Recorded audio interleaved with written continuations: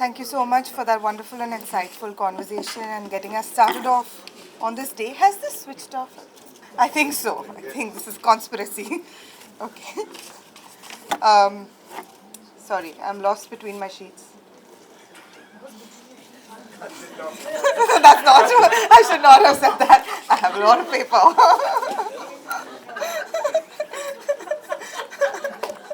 All right. That was not so poetic of me.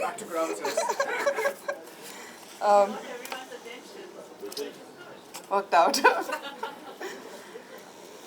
So, yeah, moving on.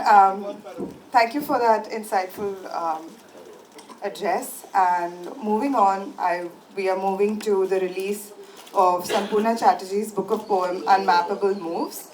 About her work, Chatterjee's work is poised at a unique practice of the leap, where the image begins as a private one but is so honest to a universal experience that it translates into a shared bond, said Pervin Saket. Um, Reading Unmappable Moves, I had the strangest sensation of time expanding and closing in. These are taut, enigmatic poems, lightning flashes with bright, insistent heartbeats, said Dishani Joshi. And for the readings, may I please invite on stage Sampurna Chatterjee, Marco Pogakar. I'm sorry, I did not ask you how to pronounce your name earlier, so apologies. Shubhrata Bandyopadhyay, Udayan Vajpayee, Ranjit Hoskote and Mrityunjay Kumar Singh, moderated by Mustansir Dalvi. Mustansir Dalvi teaches architecture in Mumbai. His poems are included in several anthologies. Mustansir Dalvi's English translation of Mohammed Iqbal's influential Shikwa and Jawab-e-Shikwa from Urdu as taking issue and Allah's answer have been described as insolent and heretical and makes Iqbal's verse very accessible to the modern reader. His poems have been translated into French, Croatian, and Marathi. May I please invite everyone on stage? Thank you.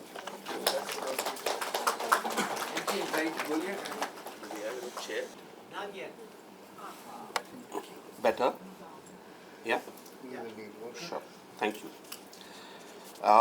We've already begun with this extremely provocative lecture by Mr. Devi, and I think in the spirit of provocation, we need to take the day forward.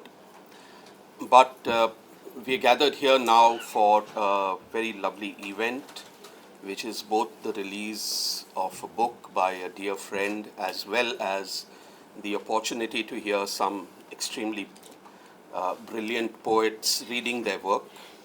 I'll give a brief introduction to all the people on the panel, and then very quickly we can just start. So we're going to be releasing Unmappable Moves by Sampurna Chattarji, published by Poetry Wala. Sampurna Chattarji has 21 publications to her credit. Don't jump the gun. Or we know what we will do at your next book release. You're welcome to.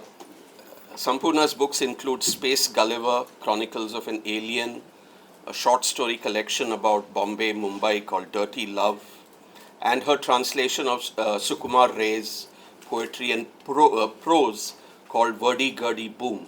Was born in 1984 in Split, Yugoslavia. He has published about 20 books of poetries, essays and prose, for which he has received Croatian and international awards. In 2014, he edited the Young Croatian Lyric Anthology, followed by The Edge of a Page, New Poetry in Croatia, and he is a fellow of several residential programs and grants. His books are translated in more than 10 languages, and his texts have appeared in about 35 languages.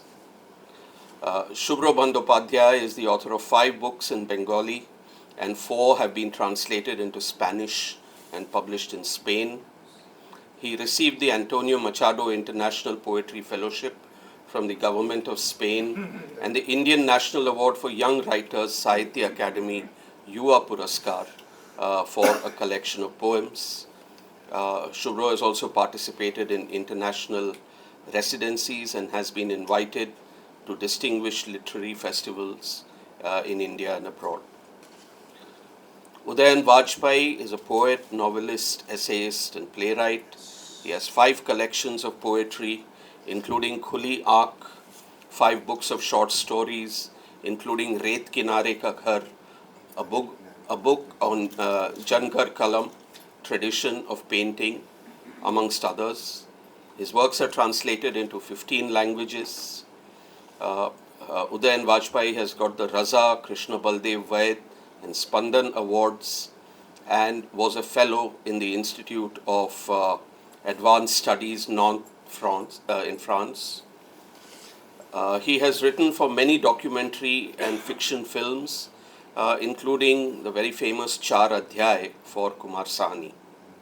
Udayan edits a journal of literature, arts, and civilization. Ranjit Hoskote is a poet, cultural theorist, translator, and curator. His collections of poems include Central Time, Jonah Vale, published in the UK as the Atlas of Lost Beliefs, which received a prestigious Poetry Book Society recommendation, Hunch Prose, and Ice Light. Hoskote's translation of a 14th century Kashmiri woman mystics poetry has appeared in the acclaimed I Lalla, the poems of Lal Ded, by Penguin. Hoskote has been a fellow of the International Writing Program, University of Iowa, and has held writing residencies in Munich, Berlin, and Essen Mülheim, and Utrecht. Mrityunjay Kumar Singh is an indigenous and multifaceted cultural personality who has successfully traversed and blended the paths of creative writing, literature, music, and theatre. He is a 1987 batch IPS officer of the West Bengal cadre. His latest creations are Ganga Ratan Bidesi, a novel which reverberates with the history of indentured labor and the plight of their successive generations in India, and Draupadi, a long narrative poem. He has transcreated Kalidasa's Meghdut in both Hindi and English and written a host of songs for Bengali and Hindi movies like Chokher Bali, Dharm, Chaturang, and Nazarband. He is also an acclaimed and accredited Bhojpuri folk singer of ICCR New Delhi. I welcome all our poets on the stage. And I think we can begin the events for this session with the release of Sampurna's book, Unmappable Moves. Please. Let's map it out. Yeah. Who will take a present? Take a little present. We should write. You all should do this. No, I shouldn't be. Canada. Any day now, we all shall be released. Oh yeah, we start feeling that now. Thank you. Yeah, somebody. So many are taking photos.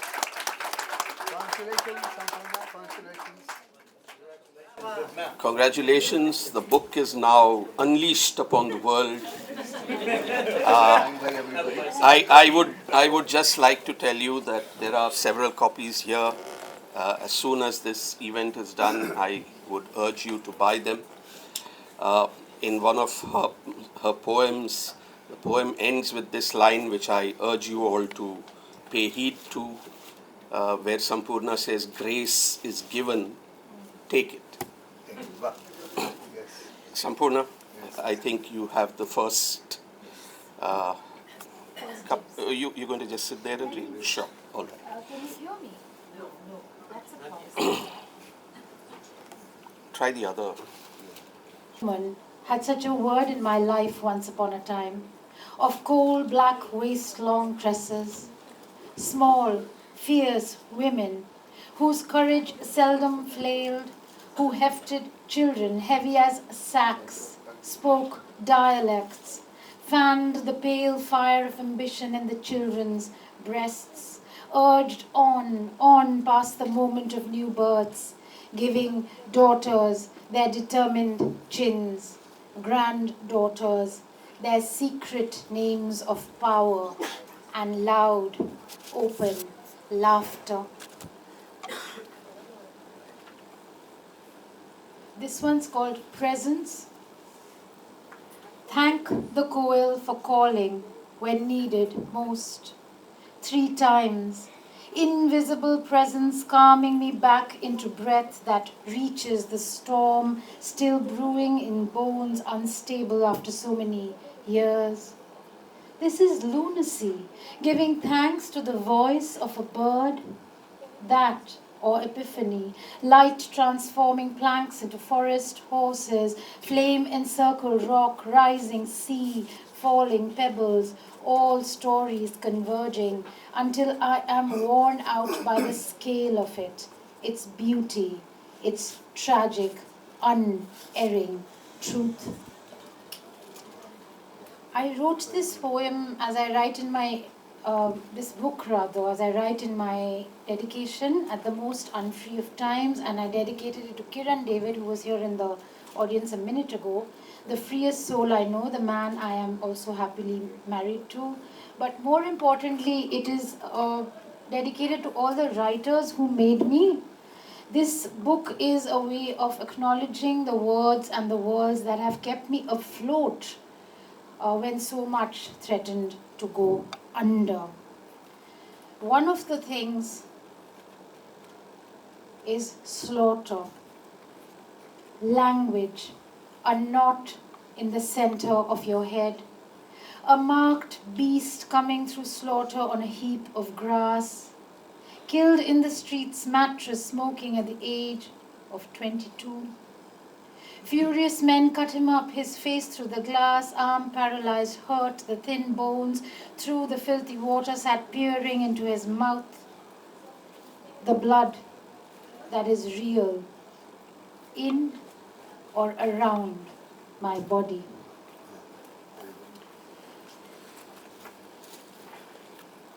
The mob returned. They had turned into an army of bats full of great hardness. The cockroaches fled. Vultures came nearer, hungrier. Honor and justice, clouds of cement, vapor. There are no animals filled with sand. Wait, no riot takes place in a moment of weakness. Great battles, dislocations, not binding upon us. Behind the eyes, a spasm so severe, she spent the day blind, her fingers burned with futility.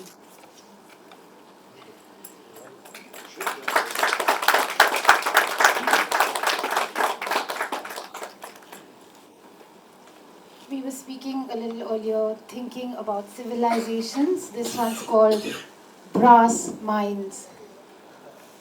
Composing atonally from a temporal fugue, she made every moment tragic. This moral compromise from hate to hate. Age is creeping texturally around the lawn. Stay it with the mental equanimities outside the angora of a new romancer's shrug. Feed it the erotics of a nut cutter's walls. This was our civilization once. Now brass minds balk at embrace, sing strident tunes, leave peep shows full of mooning.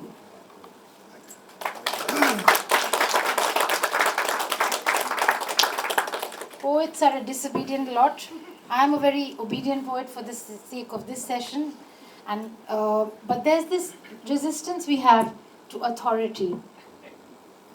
With a single shot behind the ear, he trembles. He weeps. He is not yet 20. At the age of 100, no one kneels. No one kneels smiling. The mirror does not cross the ocean, he writes very slowly, refuses every symbol of authority. A sulphurous rain kisses the earth. He says nothing ferocious.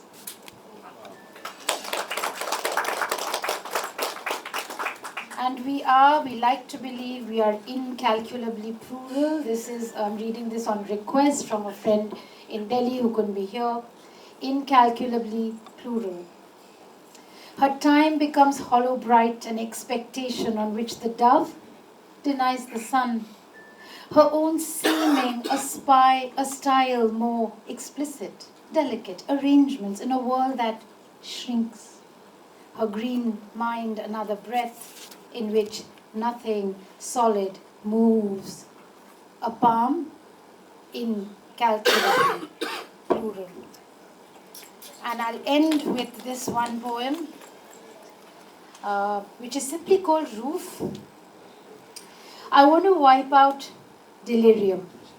I want to wipe out delirium, vehemence, anguish over nakedness, depression, arms, legs, hair. The earth loves the dead. Whining with laughter, we must see at the same time friendship. The temple roof, the opposite of piety. I don't shut myself inside poetry. We are more dense. That's nice.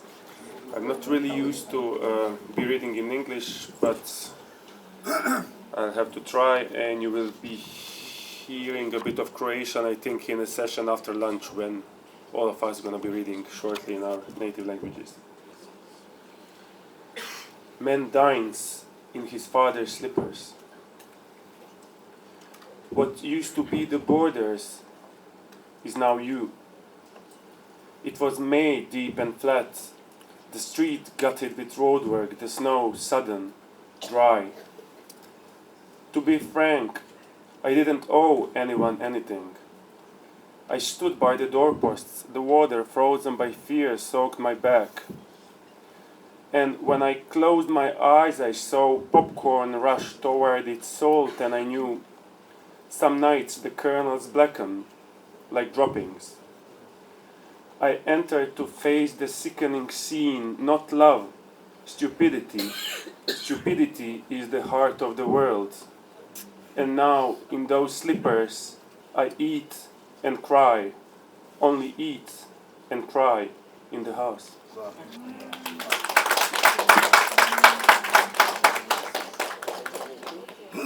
Syntax. Night after night we swallowed the sun in our fists.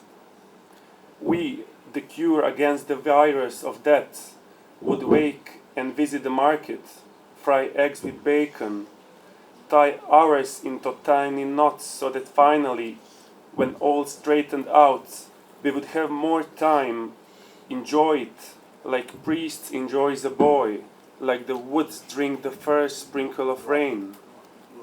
We, mammals loyal to our reflex, laid down one law, orthography, forgetting there's no full stops in love, just series of commas. With newsprint blackened elbows we paid heed to the existing, revealing their names, and the new shivering under the southern skin.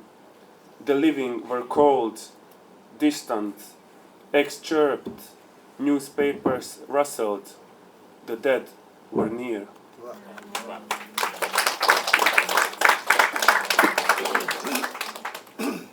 About poor weather.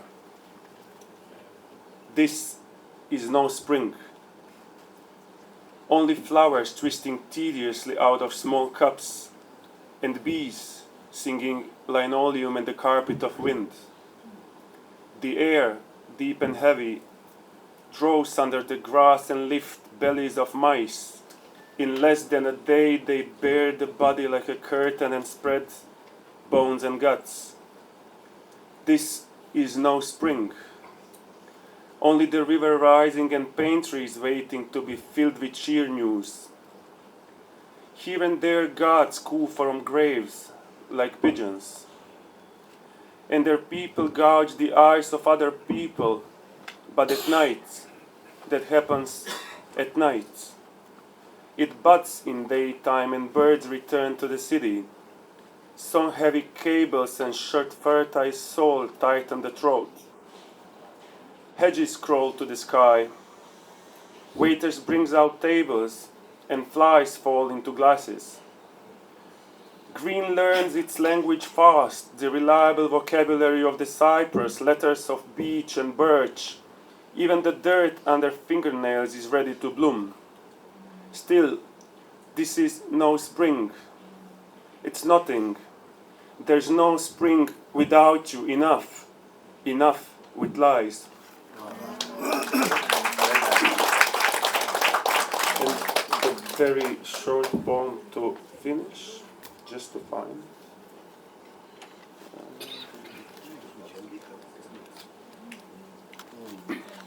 It's called From the Carnivore's Cookbook.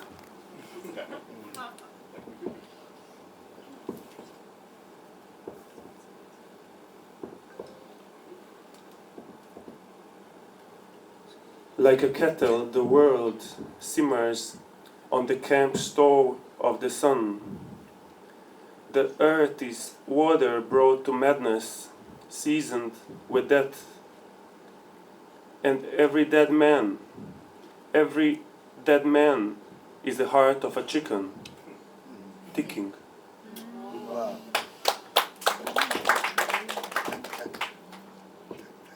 Oh, beauty. Thank you. In Bombay, called October Audience. So this is a long poem. I'll read a part of it. This is a poem that I wrote through 4 years of my life, and like this is a long poem, 85 pages long, and I'll read a part of it. This poem is a work in progress of translation with Sampurna. These are Sampurna's translations. In Bangla, it's called Oshara Lipi. In English, it's called Catatonia Trans. Atmosphere. Repeatedly, October descends on villages, deep rivers, jungles, waiting in silence. Asphyxia and union. Repeatedly, the sky's autumn turns its head towards the meat of greed.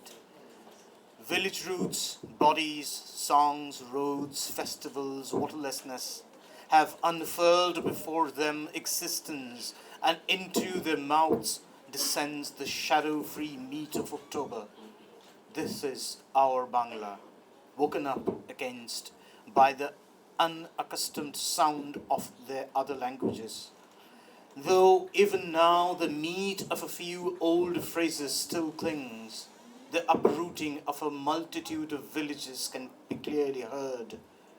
Day of incredible sun, phrases worn out by disuse, goodbye messages in an unaccustomed language, pages of grammar spiked on nails, rising in grotesque metallic sound. The uprooting of years and days can be heard. Catatonia comes and touches the wholeness. Meat-eating birds can be seen, tearing hunks from the meat of massive villages. The bodies of massive rivers, villages, and town, practice and partition could clearly be heard. Prepared reading lists and repudiation, boycotted words and my ownness, uprooting of that fixed gazing towards stars. Thousands of meat-eating birds were heard, who in truth are carrying away crematoria and carrion dumps from the chock-full skies, carrying away the mounds of our neglect. Have they taken me too? The entire sky is the belly of a snake swollen with villages, swallowed whole, leaving behind the sloughed off skin of my language, unlettered.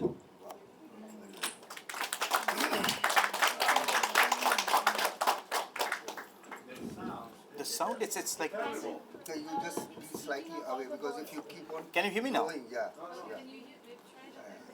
Want to try this? Slightly All the on an words are angular. getting muted. Slightly keep the mic angular. Is it Angular. is it okay now? Yes. Can you hear me now? Yeah. I guess it's all right. That's good. Like it's like yeah, that was.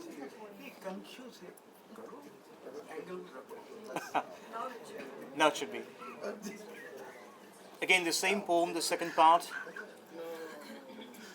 How often have I told myself to run away, have stood gazing at the catatonia of not being able to, with the sand of obscene railleries rising on my tongue, restive inside the box of two limits enclosed with an intense past. When catatonia rises in the city of the deep sun, nothing in front but the smell of heliotrope that repeatedly enters the bland white alleys of cutaway neurons, tucks an unfamiliar language of continuously between our tongue and the smashed tongue spiked on nauseating banyan trees wrapped with the threads of our vows and runs away. When catatonia rises, these leftover words stuff a piece of snuffed out wood into their mouths before the tears come. Some particles of ash, not recognizing themselves, fly about, engrossed. And yet, it was holding Catatonia's hand that farmer woman smeared the silver off their limbs under the pressure of well-developed feet at bus stops, metro stations. Hiding that violent nausea, you walk through the impossible, flooded by cars, Catatonia, looking for a kind of a backyard encircled by broken barbed wire. You want to mix the orange cats running away with the headache that began this morning. When Catatonia rises and its colors spread, it lifts into anomaly the rusted element of a peaceful hunger. There's nothing else, just that enormous hammer called effort that keeps breaking into pieces muscles and multitude. I enter the pulverized quiet, the desire to inscribe scratches on bloodless mourning like a last time the hard teeth clenched jaw of a cultivated grammar. The smeared truths can't be put to any use now. Nobody lifts their head at the body of this continuous coming and going, a deep widening, bound by gangs of man and beast at the hearts of all the alleys, at doors and windows, and lodged the blinding arrows of Catatonia. Thank you. This magnificent translation is done by Sampurna. I'm grateful to her because this poem is full of complex syntaxes. So now I'll end the reading with a small poem translated long before I and Ranjit translated this. This is a small poem translated for the Kalakoda festival long time ago. Glass pronouns. In Bangla it's called Kache Shorbonam. You are a broken song nailed to the body of April. This rocky fall of morning is a shivered glass exposing you to a fragrance of boiling rice. A tune is born on the line of dawn when a metallic trunk of a leafless tree grows violently. Can the shadow of my cheek still offer flesh? To whom? Why do the fletched blades fly towards refugee camps? The time cuddles on the yellow of classical music. Tell me, the old songs are now letters to be read alone? Thank you. This is the translation that I and Ranjit, I translated it literally from Bangla and Ranjit made it a poem. Thank you. Shubro. I'm just checking this. Can everybody hear? Yeah. May I now invite Ranjit to read his poems.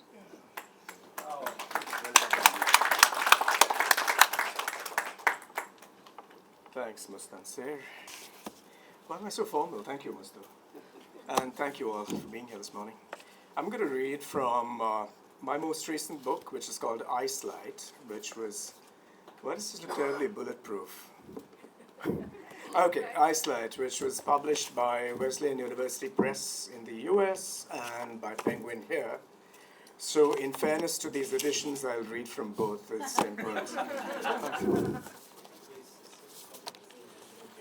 I'll start with a poem called Teset. The first poem in the book is called Teset, which, as many of you know, is musical instruction urging the pianist or whoever to pause and be silent. So I thought it might be an idea to open a book of poems by urging silence. Teset. She stood under a drizzle of copper leaves, mouth opened in a hymn of praise, voice Teset, only the chirping of sparrows heard on the terrace above the sleeping town. Be opaque, her sisters had said, because this crust is what will get you through.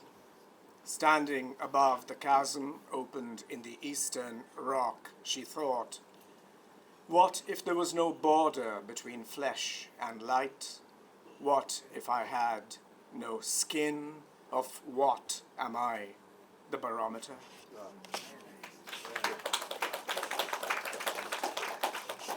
This one's called Rock, and goes back to a childhood experience. I spent the early formative years of my childhood in Goa in the early 1970s, so it was still a very Indo-Iberian society. Portuguese was in the air, and there's a Portuguese fragment in the poem, which simply means a big wave. Rock. Now call it rock, this edge between your feet and blue. On a scarp thrust up from the seabed, Uma Grande Onda, the nearest house a mile away, the nearest voices traveling overhead through cables tossed from pylon to pylon. Jump, and you'll be one with all there is to know. The missing piece of the puzzle joining the unknown. Its lava magnet heart still casting a field through moss and bramble. The rock holds you in place.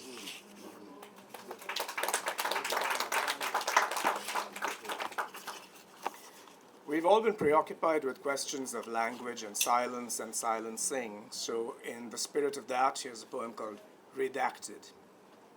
It goes like this.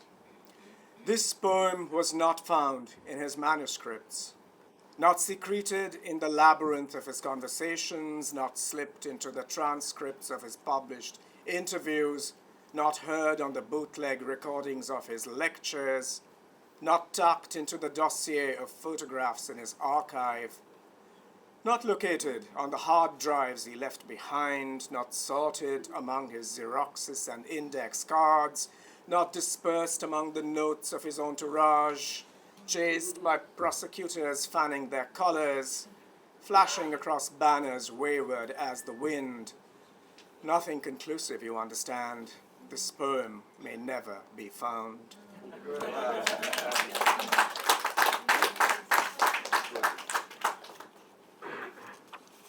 This one's called In This Country of Silence. In this country of silence, soldiers are burning newspapers. Missing hosts call to give their baffled guests directions to the East Harbor, which fills with the foghorns of unseen ships, while plumbers hunt for silver spoons, hoping their ladders won't give way. In this country of cunning, patrons looking for doors in the wind find that bats read floor plans better than architects. What can I say about this magic show when across the shriveling hours I see the shops in the market bringing down their shutters and the clouds apologize as a sandstorm rises? In this country of exile, charred wisps of newspapers float across the river. No drumbeat follows, no plucked string shivers in their wake. The sun is a searchlight, the jars in every stall brim over with strawberry juice, and this tongue's gone dry, waiting for refugee songs to return.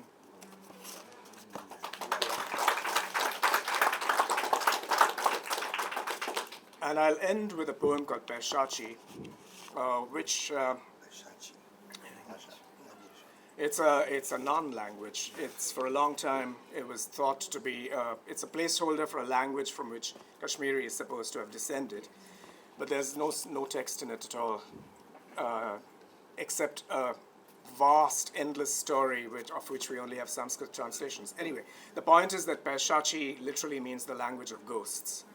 And for me, it's some of you know I have deep ancestral links to Kashmir, so it's very much a part of my sense of how this region has been brutalized, how its people have been silenced, and the poem is dedicated to a pioneer of a robust, vibrant folk form called the Bhan Preth, called Muhammad Subhan Bhagat, who literally was silenced during the early phase of the militancy. His instruments were broken, he was confined to his home, and he died of a broken heart because he could not sing. So, Peshachi, in memoriam, Muhammad Subhan Bhagat.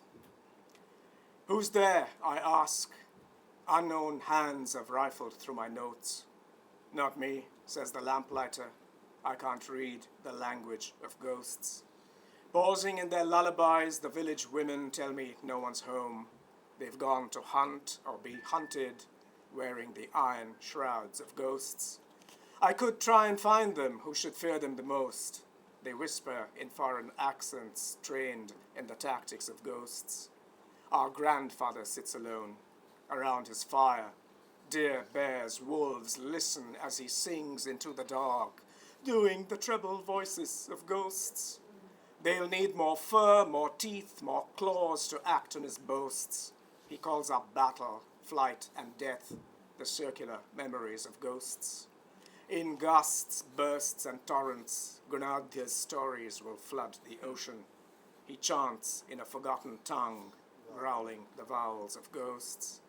His words sound like nothing that guests have ever spoken to hosts. This is the language of my people, the language of living ghosts.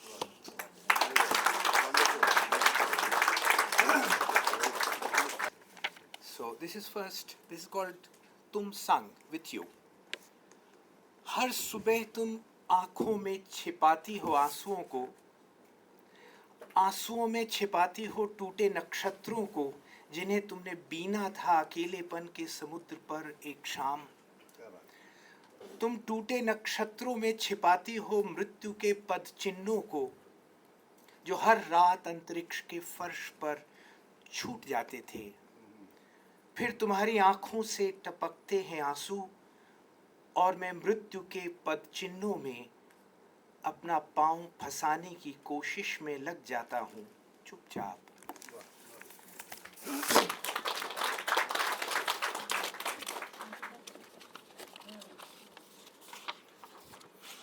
These translations are done by Kumar Shahani. He's a filmmaker. Every morning you hold back the tears in your eyes, hiding the fractured constellations that you had stringed together on the sea's loneliness one evening.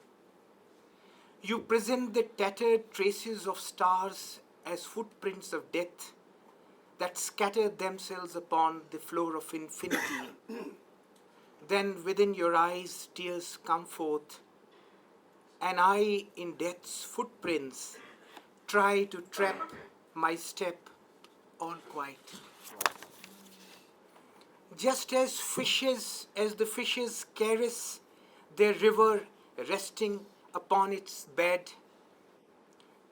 just so does your red blood cuddles you with dulcet lays, birds upon the sky, birds upon the surface of the sky ablaze like scars. Upon your lips my unspoken babble chiseled. In your shudder the measure of how I come and go. In the wall of the sky, gathering dread stars, the night disappears within her raiment.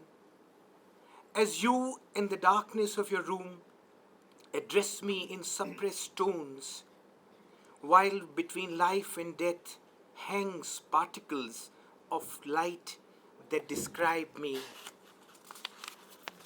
And there's another sequence of poems. This is called She. These were love poems. These are death poems. They are actually written for my wife who died many years back. So I wrote these poems for last 35 years. And the book is called She. She watches me anxiously walking and laughs. Fragments of her laughter scatter like meteors across the Milky Way. I stop walking along the trail. She says, why is it taking you so long to see that the entire universe is a joke played on you, that there is no way out of this labyrinth of laughter? In the midst of the heavy meteor shower, I bend down by the river and drink a handful of its flowing water. She is drowning in the Milky Way. She is dissolving in universe immensity. She sits under the shadow of a light pink star and waits for me. Scattered among images of the everyday, almost drowning in myself, almost sitting under the shadow of a light yellow solitude, I look for a way to reach her. She gets up. I get up too. The awful universe stretched out between us begins to dissolve somewhere in itself like smoke. Death smiles in spite of itself.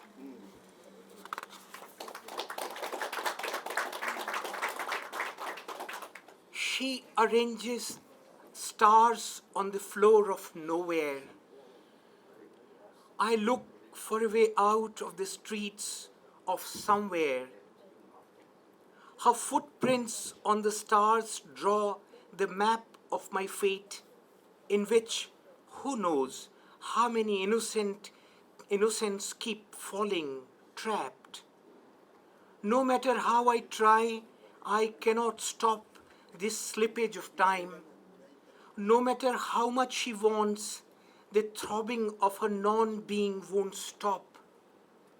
This interval between me and her stretches out across the seasons, trembles every now and then. Every now and then, this interval trembles across the seasons. She looks at me from the distance of my non-being. I look at her from the proximity of her possible being. She stands in the clear waters of the Milky Way, submerged to her knees. Golden fishes come to nibble at her toes. I stand on the body of non-being and knock. She walks the path of possible being and tires and sits down. There are no angels around her, no apsaras. From the thread of my sobs, she spins her solitude, where shooting stars keep getting caught. Now this is another sequence, this last poem. Sequence is called Few Sentences. And this poem is called Father. Late at night, father stands at the door. Half asleep, I open the door. I sense Ma's presence behind me. Further back, the shelter of clouds, she seems to scatter like random threads. Father places his hand on my head and blesses me just as he had done before his death. When I see him, I cry out, Father, I couldn't save you even then, and my countless poems have failed to save you once again.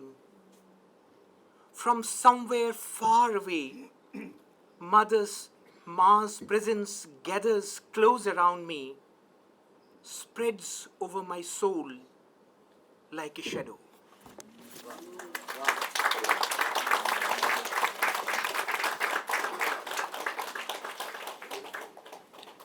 Thank you, and for your very heartfelt sequences of poems. May I now request Mrityunjay to present his poems. Welcome. Thank you, Muntasir. Just check the sound. Yeah. I am audible to all. फिर मैं हिंदी में लिखता हूँ और हिंदी में ही मैं I will read not a poem but a part of my long narrative poem जिसे हम हिंदी में खंड काव्य कहते हैं. द्रौपदी का एक अंश है. द्रौपदी नारियों की त्रासदी की कथा है शताब्दियों से. For millennia, I know it has been perpetuated and nobody does anything. So much so that my mother is also Draupadi, and I find that people don't name their daughters also nowadays Draupadi because it's supposed to be a bad woman. It's not supposed to be good. So it is स्वर्ग जब जा रहे हैं पांडव द्रौपदी के साथ सबसे पहले वही गिरती है. शायद उसने पाप ज़्यादा किए थे और उसने कोई ढोना नहीं चाहता. उसी की कथा है और उसके मन में क्या क्या प्रश्न उठते हैं वो कृष्ण को याद करती है और आह्वान करती है. स्वर्ग पथ पर अग्रसर जब द्रौपदी थी गल रही और विगत जीवन की सब स्मृतियाँ फिसल रही. गलते हुए शरीर को थामे अपनी सांस में कृष्ण को पुकारती आंखें खुली थी आस में. उस आस की ही ज्योति में आभास सा कुछ आ दिखा. कृष्ण आए या नहीं उसको नहीं था कुछ पता.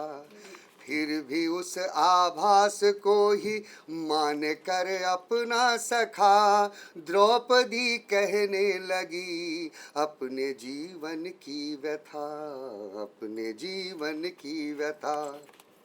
कौन हूँ मैं, कौन मेरा, कौन हूँ मैं, कौन मेरा, वो जो मुझको छल गए हैं छोड़कर मुझको अकेले स्वर्ग को जो चल गए हैं. आदेश सुनकर सास का जब 5 भागों में बटी थी तब भी तुम्हें मैं साक्षी मान जीवन से सुखी थी. मान मेरा गिर गया था उस दिन इस संसार में. द्यूत में मुझे दांव पर जब रख दिया परिवार ने. युद्ध का कारण मुझे जो मानते हैं वो गुणी पहले परख ले भावना जो वासना में थी सनी. तब तो कोई कुछ न बोला सब थे बिल्कुल एक से. तब तो कोई कुछ न बोला सब थे बिल्कुल एक से. जब कोई मर्दन को उद्धत भाव के अतिरेक से खींच लाया केश से एक वसना को पकड़ वस्त्र मेरे फाड़ डाले तोड़ दी मेरी अकड़.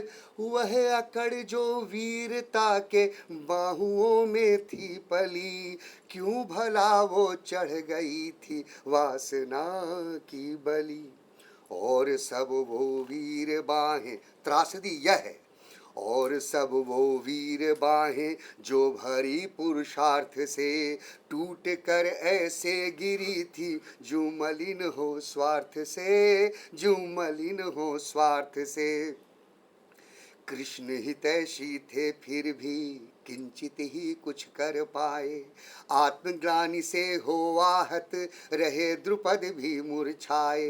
द्रोण की गुरुता में भी था अहंकार एक भारी सा, द्रुपद के हाथों अपमानित प्रतिशोध ही संचारी था। नहीं तो कोई सखा अपना अपमान भी जो है कर जाता, मित्र वही होता है जो क्षमा भाव से भर आता। लेकिन द्रोण गुरु होकर भी क्षमा भाव से वंचित थे, द्रुपद के हाथों हो लांछित अभिमान से अतिरंजित थे। कर्म मनुज का देखो कैसे पीछा करता जीवन में, तय किया द्रोण के प्रतिशोध ने मेरा आना इस जग में, मेरा आना इस जग में। भीष्म तो पहले से ही अपना अंत कठिन रच आए थे, एक राज्य की 3 बेटियां बलपूर्वक जब लाए थे। सत्ता और शक्ति का जिस दिन दर्प किसी पर छाता है, उस दिन ही उसके अंदर का मानव भी मर जाता है, मानव भी मर जाता है। जिन पांडव पतियों को मेरे श्रेष्ठ सदा सब कहते हैं, ध्यान से देखो इनके अंदर अवगुण कितने बहते हैं। केवल माता के कहने से पुत्र कोई क्या मानेगा, भाई की पत्नी से भला सहवास की वह ठानेगा। कल तक यौन जो उत्सव था सत्यवती और कुंती का, धृतराष्ट्र विदुर की माता और माद्री गुणवंती का, मुझ तक आते आते वही दुराचार का चिन्ह बना। कल तक का लैंगिक विकल्प अब कलमश एक अभिन्न बना। अंतिम कुछ छंद है।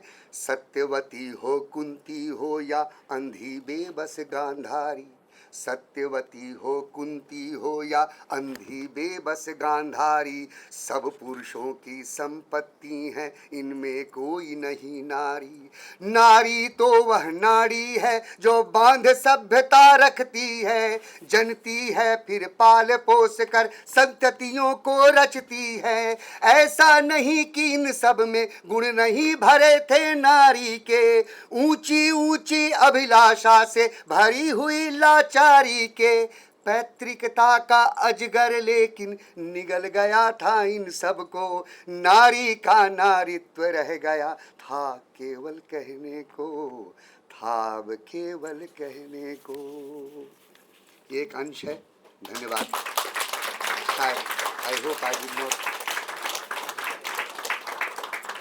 Thank you very much. Thank you for the absolutely wonderful rendering of Draupadi. Uh, Before we end, I have a request, and I hope Sampurna, would you please read one more poem? This is called Towards Happiness. It's written in 3 parts. The three parts are limitation, citizenship, and rule book. Okay, but they are very small parts, so fear not. Fear not. Towards Happiness. A new country, written, erased, rewritten, distinct symbol of beautiful cacophony. The very substance of it survived on the waterline. The black water, this great limitation. He pointed across the street towards the back of the shop. When the film began, lightness and gratitude like shafts of interrupted light. No location exquisitely torturous as this, scavenging through clouds of paper, turning again and again into all the complexes, but hers.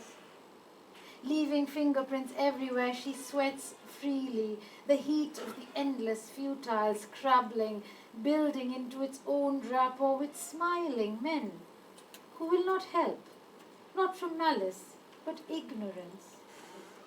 So this is citizenship, this accepted defeat, this polite fury. And the third part is called rule book. Infringement, a slow pressure in the center of the forehead, where living is not art, but rule book. He, on the other hand, who in blue shoes brushes clean the coffee grinder of another fresh morning, he has figured living isn't about boundaries at all. The open city inside him rises with the dawn, boils a pot of water, and cycles away towards happiness. Thank you.